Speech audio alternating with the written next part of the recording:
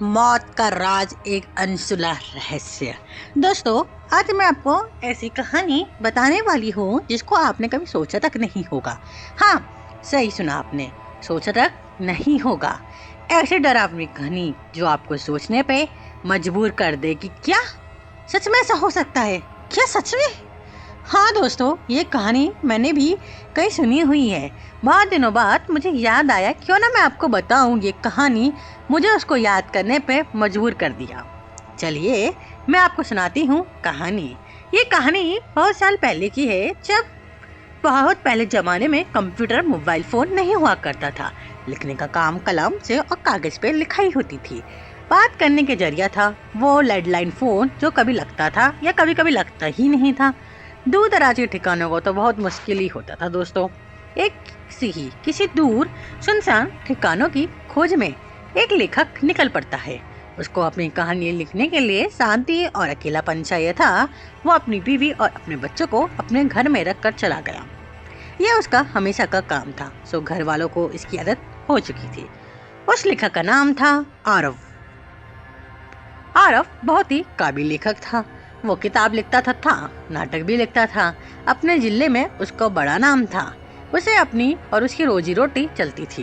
काफी पैसा उसने बना लिया था। अब उसके पास मोटरसाइकिल भी थी और मकान भी थे और कपड़े पहनने के लिए अच्छे अच्छे कपड़े भी थे। लेकिन दोस्तों, कहते हैं ना, जब कुछ मिल जाता है जिंदगी में तो कुछ और पाने की चाहत आ ही जाती है। लालच। सही सोचा। वैसे ही कुछ आरव के साथ हुआ। उसको कामयाबी तो मिली, लेकिन उसके ऊपर तक पहुंचने का जरिया ढूंढने लगा। वो चाहता कि वो कुछ ऐसा करे कि वो बहुत बड़ा आदमी बन जाए। आरव एक गांव पहुंच जाता है इसकी चाह में।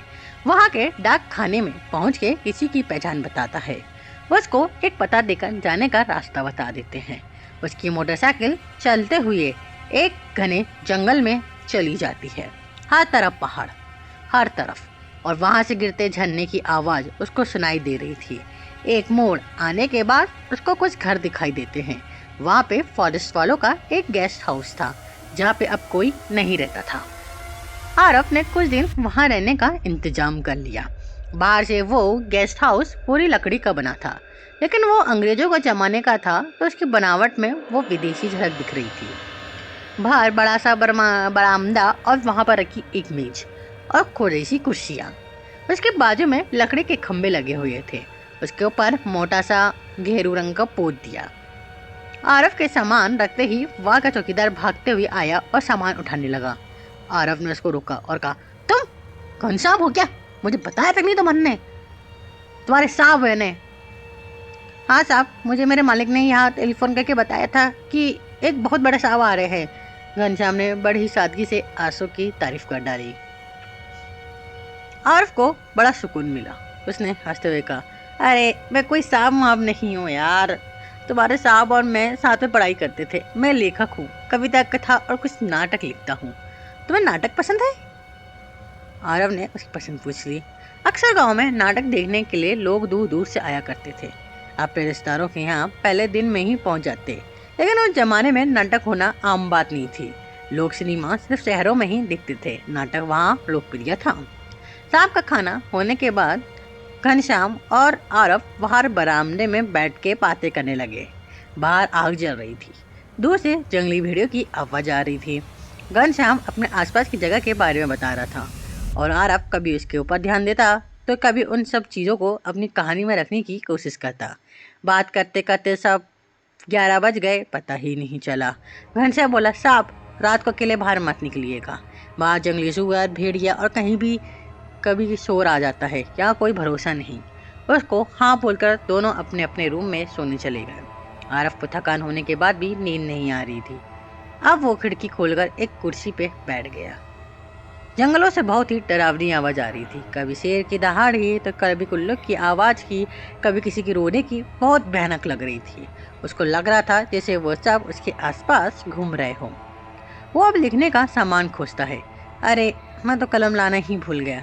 लगता है सामान से नीचे गिर गया हो कहीं पे, या फिर मेरे बच्चे ने निकाल दिया होगा। उसके सामान में बस एक स्याही की बोतल मिलती है।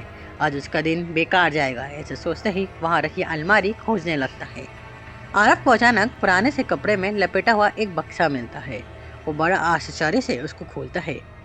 अरे वाह, मेरा काम तो बन गया। पेन भी और एक बढ़िया सी डायरी भी।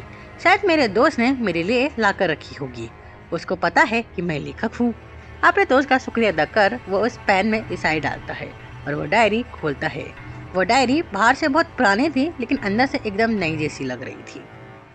आरफ घर के अंदर था, लेकिन दूर से ही झरनों के पानी की आवाज़ वहां तक पहुंच रही थी। उसने डायरी के पन्ने खोले और उसमें वो पेन से लिखा। जैसे ही उसने लिखा कि जंगल में कोई शिकार हो गया, बहुत जोर से आवाज़ आने लगी। पंछी इतनी रात को उड़ने लगे थे, सारे जंगल में हलचल होने लगी। आरफ को भी बड़ा मज़ा आया। ये जगह उसके लिखने के लिए बिल्कुल सही थी, तो वो अब लिखना चालू करता है। वो अपनी कहानी में एक राज के बारे में लिखता है जो अभी तक किसी को नहीं पता था। कोई मनुष्य आया, अचानक से लोगों की बस्ती में आता है और एक एक कर लोगों की मौत के घाट उतारता है। किसी को कुछ समझ नहीं आता कि ये सब क्या हो रहा है। लोग भगवान को याद करके सोते हैं और सुबह वही बाहर मौत के हवाले हो जाते हैं। हर जगह मौत ही मौत। वो अपनी कहानी में ये लिखता कि अब वो कहानी ख़त्म करने वाला है। आरफ को कहानी में मज़ा नहीं आता, तो उसको बढ़ाने के लिए लग जाता है। वो कहानी को थोड़ा घुमाव लाने की कोशिश में अपनी कहानी में एक आत्मा के बारे में लिखता है।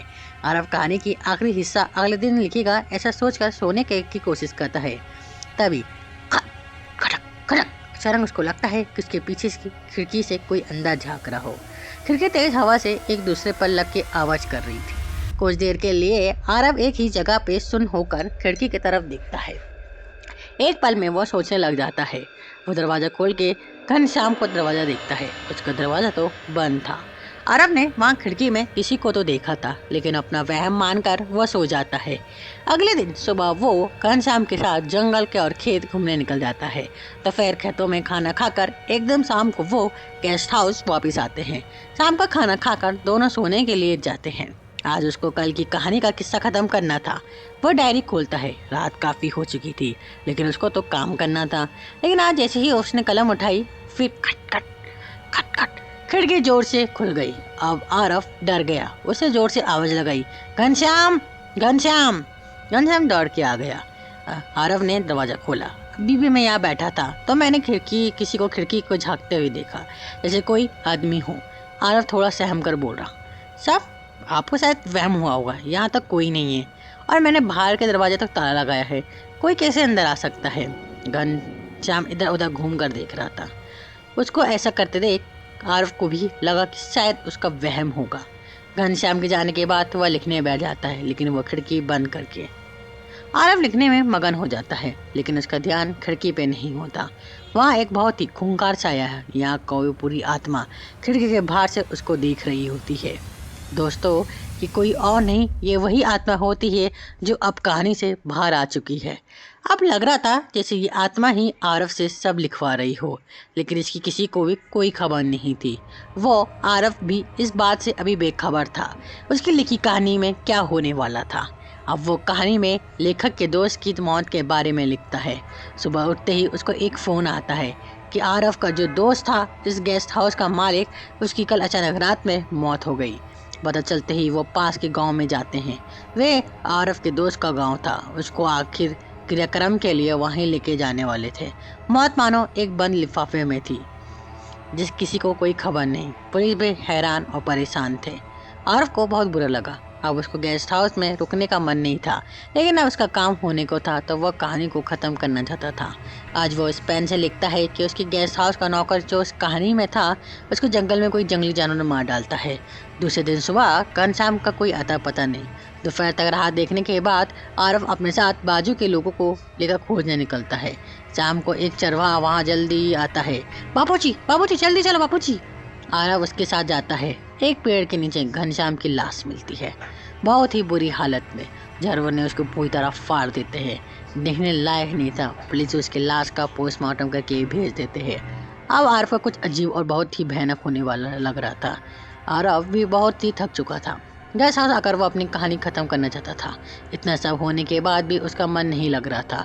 आते ही उसने डायरी निकाली और वो पेन से लिखने लगा कि अब वो कहानी वाली आत्मा लेखक के परिवार को भी ख़त्म करती है, लेकिन किसी को कुछ पता नहीं चल पाया। ये सब लिखने के बाद भी वो पानी पीने बरामदे में चल जाता है और बस आता है तो अंदर का मजा देखकर उसके पैरों की ज़मीन खिसक जाती है। उसकी डायरी के पास एक बहुत ही डरावनी आत्मा खड़ी थी, आरव की तरफ देख रही थी। आरव चिल्ला उठा। बाजू के घर वाले भी आए, उन्होंने भी उस आत्मा को देखा। कुछ देर वहीं रुककर वो अचानक गायब हो गई। आरव ने अपनी कहानी वाली डायरी उठाई और उसको गौर से देखने लगा। उस पेन में लिखी हर चीज़ उसके सामने जैसे जन्म ले रही हो। उसको यकीन नहीं हुआ, लेकिन उसने उस कहानी में जो लिखा वो सब हो चुका था।